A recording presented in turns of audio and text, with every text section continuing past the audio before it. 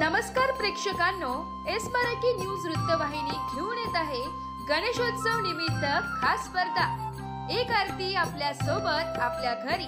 या स्पर्धेत आपणही सहभाग घेऊ शकता। सहभागी होण्यासाठी संपर्क साधा 9067778005। नमस्कार, मी गौरी सूर्यवंशी, एस मराठी मध्ये आपलं स्वागत। बोलूया आजच्या बातमीकडे। खासगी कर्मचाऱ्यांचे कामाचे तास आता वाढणार आहेत। आता 9 ऐवजी 10 तास काम करावं लागणार। राज्य सरकारचा लवकरच मोठा निर्णय।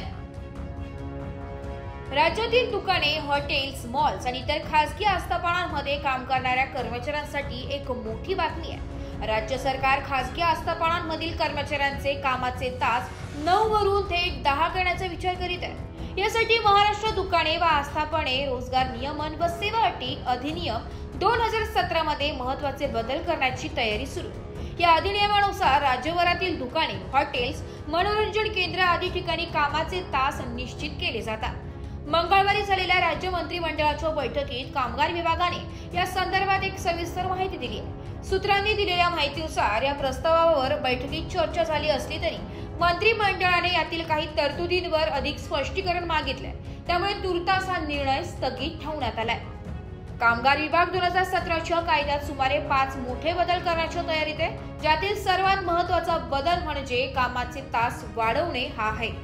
कायद्याच्या कलम 12 मधील प्रस्तावित दुरुस्तीनुसार कोणत्याही प्रौढ कामगाराला कोणत्याही आस्थापनेत दिवसाला 10 तासांपेक्षा जास्त काम करण्यास भाग पाडले जाणार नाही किंवा परवानगी दिली जाणार नाही। सध्या ही मर्यादा 9 तासांची आहे। सध्या सलग 5 तासांच्या कामानंतर अर्ध्या तासाची विश्रांती बंधनकारक आहे।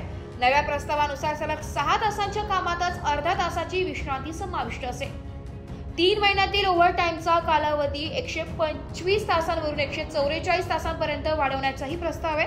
तर सध्या ओव्हरटाईमसह दिवसातील कमाल कामाचे तास 10.5 आहे, तर 12 तासांपर्यंत वाढवण्याचा प्रस्ताव आहे।